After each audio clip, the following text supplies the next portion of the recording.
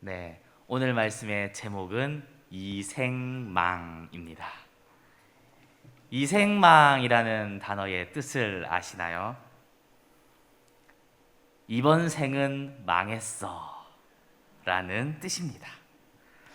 언론에서도 화제가 되었던 이 단어는 희망이 보이지 않고 아무리 노력해도 안 되는 것을 느낀 이 시대의 젊은이들의 좌절과 절망을 보여주는 단어입니다. 물론 조금 장난스럽게 쓰기도 합니다. 예를 들어서 제가 다이어트를 할 때마다 느끼는 것이 이생망, 이번 생에는 힘들 것 같다, 이런 생각이 들기도 합니다. 비슷한 의미의 단어로는 자살각이라는 단어도 있습니다. 안 되겠다, 자살해야겠다, 이런 의미입니다. 사실 지금 시대를 우리가 돌이켜보면 과거 어떤 시대보다도 좋은 시대를 살고 있습니다. 최소한의 생계 유지조차 어려웠던 그 옛날 과거를 생각한다면 지금은 마치 천국과 같습니다. 만약에 예수님 시대에 살았던 그 제자들이 타임머신을 타고 이 시대에 와서 우리의 모습들을 본다면 예수님께서 약속하신 그 하나님의 나라가 이루어졌구나 라고 생각될 정도입니다. 그 어떤 왕과 귀족도 누리지 못했던 것들을 우리는 누릴 수 있습니다. 에어컨이 있습니다. 여름에 추워요. 전화 한 통이면 모든 음식이 집으로 달려옵니다. 멀리 떨어진 사람과 대화를 나누는 기적이 너무나도 자연스럽습니다. 과거에 어떤 왕도 1,000만 금을 주고도 해결할 수 없었던 일들이 우리에겐 너무나도 자연스럽게 일어나고 있는 것입니다. 하지만 그렇다고 해서 그 때문에 우리가 희망을 품는 것은 아닌 것 같습니다. 그런 것 때문에 우리가 희망을 보지는 않는 것 같습니다. 그리고 우리가 희망을 느끼지 못한다면, 희망을 볼 수 없다면 그곳은 지옥처럼 느껴지게 되는 것입니다. 헬조선은 굶어서 나온 단어가 아닙니다. 미래의 희망이 보이지 않는 사람들의 절망을 표현한 것입니다. 아무리 열심히 노력하고 애쓰고 일해도 미래가 불안정하고 미래에 대한 걱정이 끊이지 않기 때문에, 그 때문에 나온 단어입니다. 그래서 말합니다. 이번 생은 망했어. 다음을 기약해야 돼. 인생 1회차로는 안 될 것 같아. 이런 이야기들을 합니다. 그리고 상상도 많이 합니다. 만약에 과거로 돌아가서 지금까지의 나의 실수를 바로잡고 더 멋진 미래를 희망하면 좋겠다. 어쩌면 누구나 한 번쯤 하는 후회인 것 같습니다. 어떤 큰 실수를 하거나 내가 왜 그랬지? 무슨 일이 잘못됐을 때 이걸 그때 그러지 말고 이랬어야 하는데, 과거로 돌아가고 싶다. 다시 모든 것을 새롭게 시작하고 싶다. 그런 마음. 사역을 시작하고 한 절반 정도 지나면 올해 좀 더 잘할 걸, 이런 생각도 듭니다. 차라리 다시 하고 싶은 마음도 한 번씩 듭니다. 모든 것을 새롭게 시작하고 싶은 마음. 어쩌면 이생망은 단순한 절망이 아니라 어떤 희망을 바라는 이야기가 아니었나 생각합니다. 다만 그것이 지금 내 세상에서 이루어질 수 없을 것 같기에 절망과 함께 나온 이야기입니다. 오늘 말씀은 한 사람이 예수님을 찾아오면서 시작됩니다. 그 사람의 이름은 니고데모였습니다. 그는 유대인의 최고 지도계층인 산헤드린 공의회의 일원이었고 다른 사람들을 가르치는 랍비였습니다. 모든 사람의 존경을 받고 어쩌면 부족할 것 하나 없을 것 같은 그 사람이 그것도 밤중에 예수님을 찾아왔습니다. 자신의 삶 가운데 어떤 절망을 느낀 것일까요? 이생망이라는 그 단어가 표현되는 좌절을 경험한 건 아닐까요? 성경은 우리에게 문학적인 표현으로 많은 진리를 이야기해 줍니다. 예를 들어서 눈이 어두워졌다라고 하는 것은 진짜로 그 사람의 눈이 어두워지고 시력이 약해진 것뿐만 아니라 동시에 그의 영적인 눈, 분별력이 흐려졌음을 의미하기도 합니다. 몸에 대해서 이야기할 때 비대하다라는 표현은 단순히 그 사람이 뚱뚱하고 고도 비만이 걸렸다라는 의미가 아니라 그것을 넘어서서 우둔하고 욕심이 많은 사람이라는 것을 의미하고 내포합니다. 오늘 성경에서 나온 밤이라는 단어도 마찬가지입니다. 가룟 유다가 나갔을 때 밤이었다라고 이야기한 것처럼 단순한 시간을 나타내기도 하지만 그것을 넘어서 그 사람의 상태, 죄와 수치의 시간, 그 인생의 암흑기, 도저히 빛이 보이지 않는 그 사람의 상태를 우리에게 말해주는 것입니다. 사실 그런 어려움이 없고는 엘리트 중에 엘리트라고 하는 최고의 지도계층, 이 사람이 예수님을 찾는다는 것은 아마 거의 불가능할 것 같습니다. 어쨌든 예수님을 찾아온 그는 어떤 희망을 품고 있었습니다. 절망이 보이지만 그 가운데 희망. 예수님이 하시는 표적을 보고 무언가 희망이 있을 것이다. 기대를 한 것입니다. 그는 예수님이 행하시는 기적을 표적으로 알았습니다. 성경에서 보면 주로 예수님의 기적을 표적이라고 이야기합니다. 이것은 단순히 신기한 사건, 기적이 아니라 그 기적을 통해 무언가 징조를 알려주는 걸 말합니다. 그냥 마냥 신기하다, 신기하다, 우와 병이 나았다 하는 게 아니라 그걸 통해서 하나님이 살아계시고 역사하고 있다는 것을 우리에게 알려주는 것입니다. 예수님이 살아계신 하나님의 아들이라는 것을 알려주는 일입니다. 우리가 경험하는 방언, 여러 가지 은사들, 어떤 은사는 흔합니다. 많은 사람들이 가지고 있습니다. 어떤 은사는 드뭅니다. 그래서 그 드문 은사가 좀 더 좋은 은사인 것 같은 느낌도 듭니다. 그러나 우리에게 주어진 은사의 가장 중요한 목적은 표적이라는 것입니다. 성경에 기록된 하나님의 말씀이 진실이라는 것, 진리라는 것을 알려줍니다. 하나님이 세상을 창조하고 여전히 다스리고 계신다는 것을 우리에게 알려줍니다. 기록된 약속의 말씀이 진리라는 것을 말하는 것입니다. 그를 통해 다른 약속도 우리는 믿음으로 받을 수 있습니다. 하나님의 약속은 반드시 이루어집니다. 표적을 통해서, 작은 기적을 통해서 이것을 믿으시는, 받으시는 우리가 되기를 소망합니다. 예수님이 하시는 일을 통해 니고데모는 예수님이 하나님으로부터 온 사람, 하나님이 함께하는 사람인 것을 알았습니다. 단순히 능력이 많은 사람, 기적을 할 수 있는 사람이 아니라 하나님이 함께 하시는 사람으로 받아들인 것입니다. 혹시 우리 가운데 이런 표적이 있지는 않습니까? 표적은 매우 작은 것일 수도 있습니다. 자세히 보지 않으면 그냥 지나쳐 버리는 것일 수도 있습니다.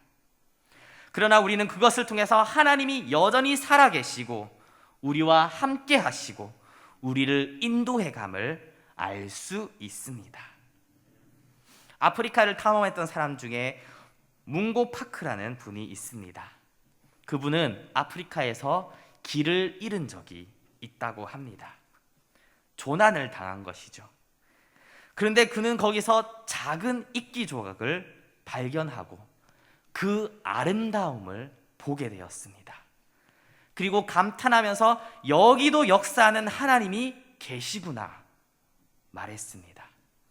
하나님이 이렇게 계신다면 자신은 더 이상 길을 잃은 사람이 아니라는 겁니다. 아직도 하나님의 손 안에서, 그 품 안에서 나는 안전하게 보호받고 있다. 그렇게 고백했습니다. 이렇게 우리가 우리의 삶 가운데 있는 표적을 발견하게 된다면 우리는 더 이상 길 잃은 사람이 아닙니다.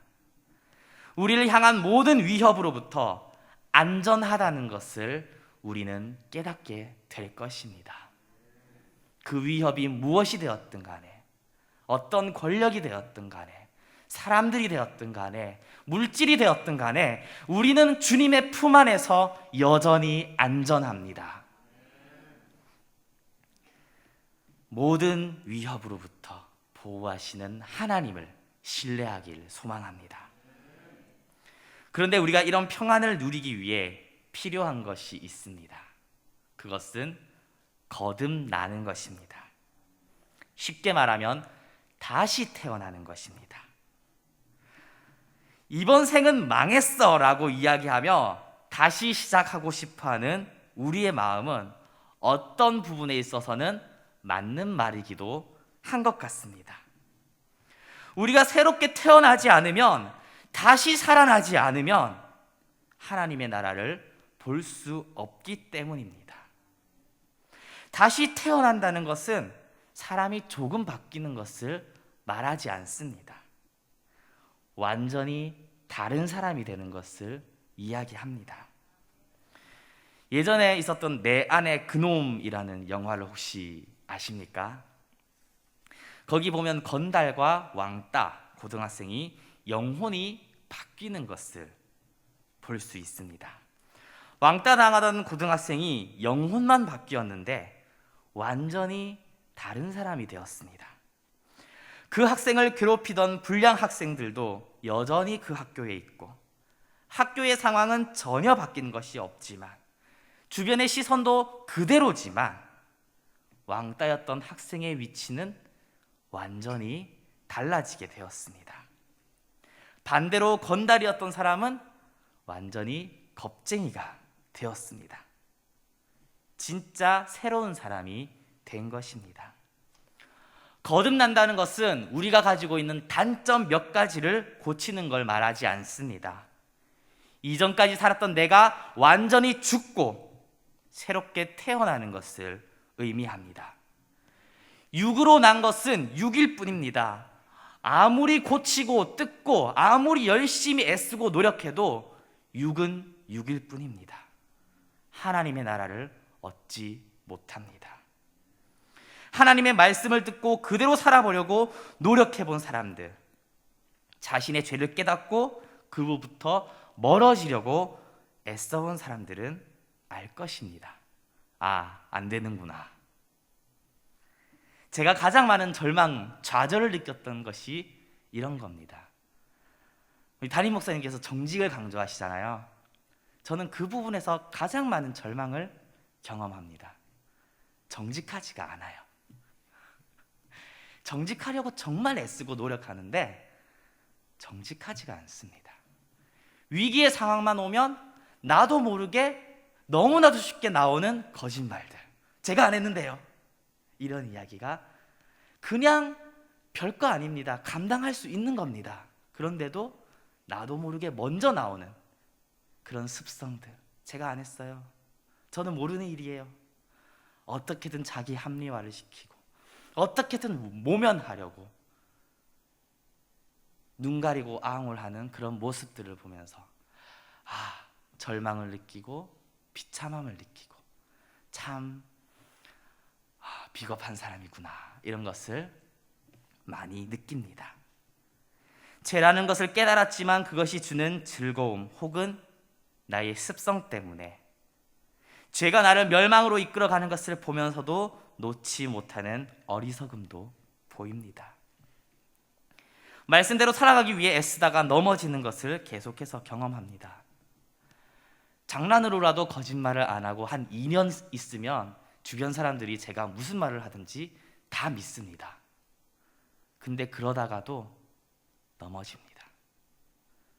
그렇게 정직하게 살려고 하다가도 너무 순식간에 너무 자연스럽게 저의 입에서는 거짓말이 나왔습니다.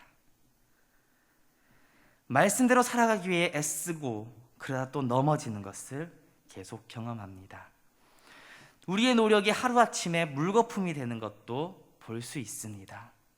너무 어렵게 쌓아오고 쌓아왔던 경건의 습관들이 너무 쉽게 무너집니다. 새벽기도 습관 쌓는 거는 정말 어려운데 한두 달 쉬면 금방 사라집니다. 너무나도 어렵게 인내했던 것들이 한순간을 참지 못하고 무너집니다. 우리는 행함이 아니라 믿음으로 구원을 얻었습니다. 그런데 이게 조금 더 다르게 생각해 보면 아무리 노력해도 구원을 얻지 못한다는 말도 됩니다. 내가 아무리 노력하고 애써도 그 노력으로는 구원에 단 1cm도 가까이 갈 수 없다는 것을 의미합니다. 그런 부분에서 생각한다면 이 생망, 이번 생은 망했어 라는 말은 옳은 말입니다. 희망이 없습니다. 나의 삶이 완전히 망해야, 내가 알던 세상이 망해야, 내가 쌓아왔던 그 모든 것들이 무너져야 하나님의 나라를 볼 수 있습니다. 우리는 스스로에게 작은 희망이라도 있다고 착각하고 있다면 하나님을 의지하지 않습니다. 의지한다고 말은 하는데 결국 그 위급한 상황, 매우 중요한 그 시점에 와서는 하나님을 의지하지 않습니다. 내가 할 수 있는 걸 다 해보고 내 노력대로 발버둥 치고 그 후에야, 할 수 없을 때야 하나님 도와주세요 하는 것이 우리입니다. 죄인이란 그런 것입니다. 단순히 죄를 지어서가 아니라 죄를 지을 수밖에 없는 비참한 존재입니다. 하나님께 맡길 수 없는 본성을 가진 존재가 바로 우리입니다. 그렇게 성경은 너무나도 어렵고 이해하지 못하게 다가옵니다. 죽어야 한다니요, 자살하라는 것도 아니고. 다시 태어난다는 말도 우리가 교회에서 너무 자주 들어서 그렇지 이해할 수 있는 말은 아닙니다. 니고데모의 반응이 너무나도 당연합니다. 그러나 경험하신 분들은 고개를 끄덕일 겁니다. 아, 그래, 그런 게 있지. 맞아, 내가 죽어야지. 조금 아는 겁니다. 경험하지 못했다면 내가 죽고 다시 산다는, 다시 태어난다는 것에 대해 그 어떤 비유적인 표현인지 그 본질을 파악하기는 어려울 것입니다. 그러나 분명하게 말씀드리는 것은 그리스도 안에서 믿음의 길을 가는 우리는 반드시 다시 태어나야 하고 또 다시 태어나게 될 것입니다. 하나님이 그렇게 우리를 이끌어 가시기 때문입니다.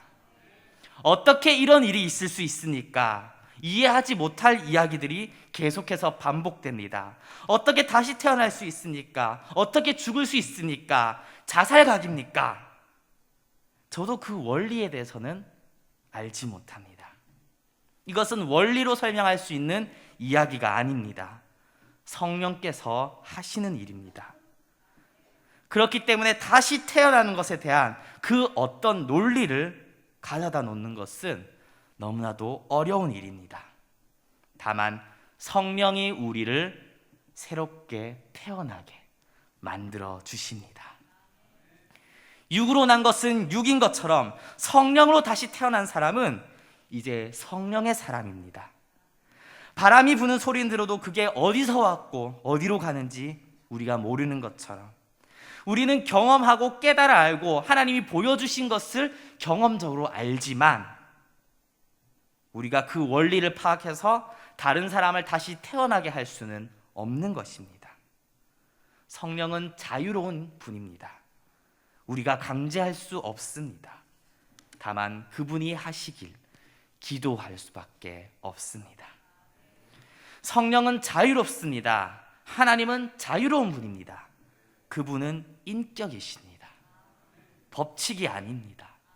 사람의 마음이 있고 그 사람이 원하는 대로 하는 것처럼 하나님의 뜻이 있고 하나님이 원하시는 때 주님이 원하는 자에게 영생을 주실 것입니다. 우리는 간절히 기도하고 바라면서 그 길을 따라갑니다.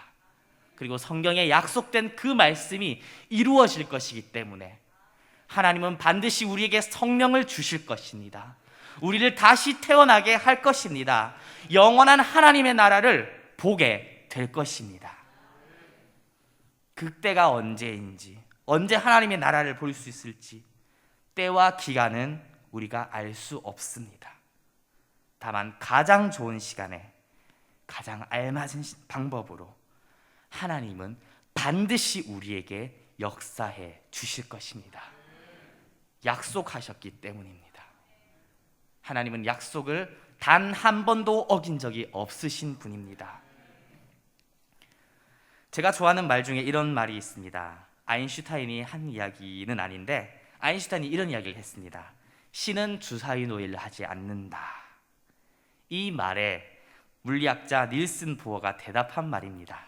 하나님 보고 이래라 저래라 하지 마라. 하나님은 자기 마음대로 이 세상의 모든 것을 창조하시고 이끌어 가실 수 있는 분입니다. 아니, 그렇게 하는 것이 마땅한 분입니다. 실제로 이 세상의 모든 일들은 하나님의 뜻대로 이루어져야만 합니다. 그것이 마땅한 분입니다. 그것이 하나님의 위치입니다. 그런데 죄인된 우리는 이게 마음에 걸려요. 사람의 관점으로 생각하기 때문입니다. 머리로는 그래 하나님이 만드셨으니까 하나님이 주인이니까 그렇게 하셔야죠 라고 하면서 마음에 감정적으로는 걸립니다. 감정적으로는 싫어요. 왜 하나님 마음대로 다 하실까 하면서 그래야 되는 것을 알면서도 마음이 불편합니다. 상합니다. 기쁨으로 인정할 수 있는 우리가 되기를 소망합니다. 모든 생명은 하나님께 속한 것이고 하나님의 뜻대로 하시는 겁니다. 우리가 다시 태어나는 것도 마찬가지입니다. 이 모든 것은 하나님의 뜻대로, 고상한 표현으로 하나님의 뜻대로, 쉽게 말하면 하나님 마음대로. 그리고 그 일은 언제나 옳았습니다. 그 일은 언제나 선했습니다. 항상 아름다웠습니다. 우리에게도 가장 유익한 방식이었습니다. 우리를 가장 행복한 길로 이끌어가는 방법이었습니다. 이분이 우리가 믿는 하나님입니다. 옳다는 것은, 하나님이 옳다는 것은 단순히 선악만의 문제가 아닙니다. 여기 듣고 있는 우리 모두가 개개인에게 가장 좋은 분이라는 겁니다. 가장 선하고 아름다운 분이라는 것입니다. 하나님의 그 숨막히는 아름다움을 경험하는 우리가 되기를 소망합니다. 하나님은 그런 분입니다. 모든 일들을 자신의 뜻대로 하시고 그것이 나에게 가장 아름답고 좋게 이루어지는 것. 그런 하나님의 뜻을, 하나님의 역사를 기대하며 거기에 소망을 두는 저와 여러분 되기를 축복합니다. 하나님을 바르게 알면 그분의 뜻대로 이루어지는 것이 너무나도 기쁘고 당연할 수밖에 없습니다. 하나님이 인도하시는 그 길이 나에게 가장 좋은 길이기 때문입니다. 우리가 아는 것이 부족하고 지혜가 부족하기 때문에, 다 몰라서 하나님에 대해서 오해하기 때문에 그 길을 따라가기 싫고, 하나님의 뜻대로 한다고 하면 마음이 상할 수 있지만 만약에 우리가 안다면, 우리가 충분히 지혜롭다면 당연히 선택할 가장 좋은 길로 하나님은 우리를 인도해 가십니다. 여기서 하나님의 나라와 그 영광에 대해, 예수 그리스도를 통해 가지는 영원한 생명에 대해서도 잠깐 이야기하려고 합니다. 하나님의 나라가 어떤 곳입니까?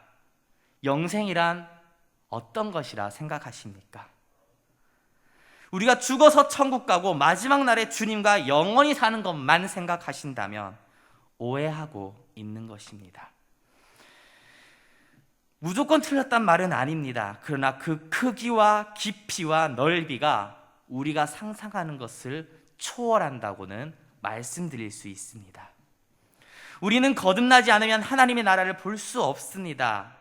그것은 하나님의 나라의 그 아름다움이 어떤 것인지, 그 숨막히는 아름다움이 어떤 것인지를 아무리 설명해도 알아들을 수 없고 설명하기도 어렵다는 것입니다.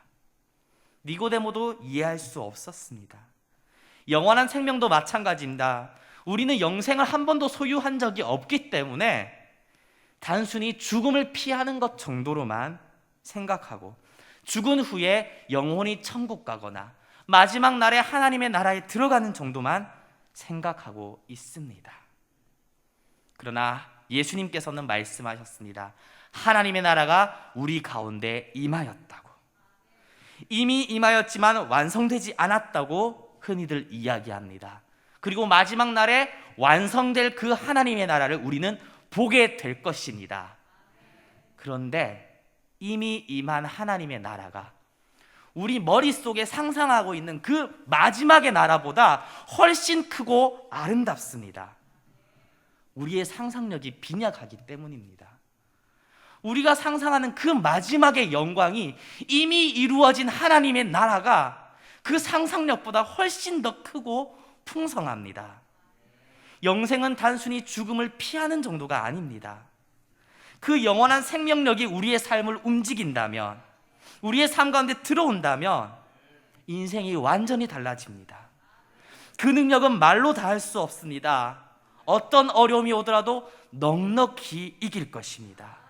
어떤 문제도 나의 행복과 평안을 빼앗을 수 없습니다. 우리의 모든 삶을 통해 하나님은 영광 받으실 것이고 우리에게 은혜와 복을 베풀어 주실 것입니다. 우리의 인생은 완전히 달라집니다. 하나님의 나라와 그 영원한 생명은 우리의 삶에 지금 가장 크게 영향을 미치는 현실입니다. 이것은 현실입니다. 내가 내 힘으로 돈을 벌어서 내 능력으로 먹고 산다고 생각하신다면 그거야말로 착각입니다. 모든 것은 하나님이 은혜로 주시는 겁니다. 수많은 수단을 통해서, 그 중에서는 내가 노력하는 수단도 있습니다. 다른 사람들의 도움도 있습니다. 결국 하나님이 우리에게 주십니다. 하나님만 우리의 공급자이십니다. 이 놀라운 일들은 예수 그리스도를 믿음으로 이루어집니다. 예수님의 십자가로 인해 죽음과 부활로 인해서 믿는 우리는 영생을 얻게 됩니다. 이 영원한 생명력을 가지고 살아가기를 소망합니다. 그것은 죽음을 이기고 절망을 부수는 능력이 있습니다. 하나님의 능력을 이 땅으로 끌어들이는 권능이 있습니다. 어떻게 십자가가, 죽음이 우리에게 생명이 되는지, 우리가 따라가는 그 십자가의 길이 어떻게 영광이 되는지 다 알 수 없습니다. 때로는 이해할 수 없는 고난이 오고 내가 믿었던 것들이 무너지고 예수님을 잘 믿고 있는데 현실의 벽에 나의 믿음이 무너지고, 때로는 하나님이 침묵하시는 시간들, 내 안에 내가 믿어왔던 그 예수님이 너무나도 무력하게 십자가에 죽으시는 그런 사건들이 우리의 인생 가운데도 있을 수 있습니다. 아니, 있을 것입니다. 그 시간들이 어떻게 영광으로 바뀌는지 우리는 알 수 없습니다. 다만 그것이 예수님께서 가신 길이고 우리가 따라가야 할 길이고 그 가운데 하나님의 나라가 임한다는 것을 믿습니다. 하나님의 나라는 임하였습니다. 모세가 광야에서 뱀을 든 것처럼 예수님은 십자가에서 못 박히셨습니다. 그리고 이제 자기 죄로 인해 뱀에 물려 끔찍한 죽음을 당하던 이스라엘 백성들이 단지 뱀을 바라보기만 했을 때 살아난 것처럼, 구리뱀을 보기만 했을 때 살아난 것처럼 자기 죄로, 스스로의 어리석음으로 멸망을 향해 달려가고 있는 우리가 예수 그리스도를 믿기만 하면 약속하신 그 영생을 얻게 되는 것입니다. 우리가 할 일은 예수님을 믿는 것입니다. 예수님께 맡기는 것입니다. 내 인생의 주인은 내가 아닙니다. 주님이 나를 이끌어 가시는 길이 가장 선하고 아름다운 길입니다. 예전에도 그런 기도는 많이 했습니다. 주님, 내 인생을 이끌어 가 주세요. 하나님, 나를 인도해 주세요. 하나님의 뜻대로 살겠습니다. 침묵하십니다.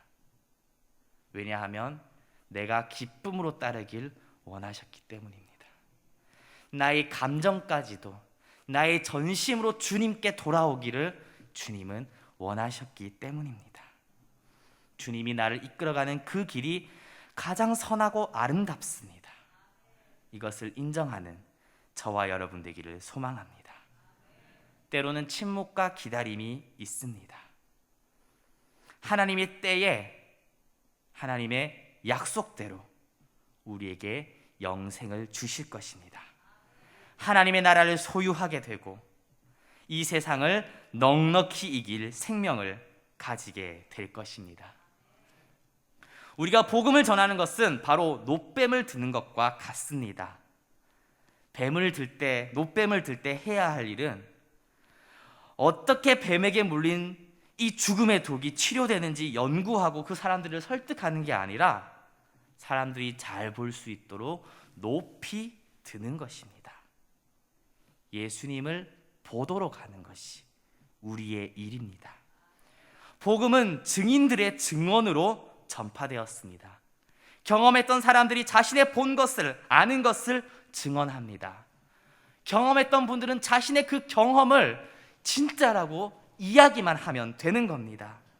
말로만 하는 것이 아니라 삶으로 보여줍니다. 그렇게 이곳까지, 이 나라까지 전파되었습니다. 예수님이 이 세상을 창조하신 하나님의 아들입니다. 그분은 이 세상의 주인이시고 나의, 우리의 주인 되십니다. 그분은 우리를 구원하시기 위해 이 땅에 오셨고 십자가에 죽으셨다가 다시 살아나셨습니다. 그리고 하늘에 오르셔서 이 세상을 다스리고 있습니다. 그분을 믿고 따르는 자들에게 성령을 주시는데 우리는 그 성령으로 인해서 다시 태어나게 되고 이전에 얽매였던 모든 문제들, 중독이나 주변의 모든 환경, 물질적이든 인간적인 관계든 영적인 것이든 그 모든 것으로부터 자유를 누리게 됩니다. 모든 것을 이길 영원한 생명을 얻게 되는 것입니다. 주의 영이 계신 곳에 하나님의 나라가 임하고 우리의 일상 가운데 하나님의 뜻이 이루어지고 하나님의 영광이 드러나게 될 것입니다. 하나님의 자녀로서 세상을 다스리는 왕의 자리에서 살아가게 될 것입니다. 이것을 믿음으로 받는 저와 여러분 되기를 소망합니다. 말씀을 맺겠습니다. 하나님의 나라는 이미 이 땅에 임하였습니다. 우리는 거듭나야 하나님의 나라에 들어갈 수 있습니다. 그것은 우리에게 달려있는 게 아니라 오직 성령으로 이루어지는 것입니다. 예수 그리스도를 믿음으로 그분께 모든 것을 내어 맡길 때 그분의 능력으로 그분을 인정할 때 되는 것입니다. 예수님의 십자가를 바라볼 때 우리에게 그 영원한 생명이 흘러나올 줄 믿으시기 바랍니다. 이 말씀을 믿고 성령으로 다시 태어나 이 땅에서 하나님의 나라를 누리며 살아가는 그 숨막히는 아름다움을 보고 누리고 전하며 살아가는 저와 여러분 되기를 소망합니다.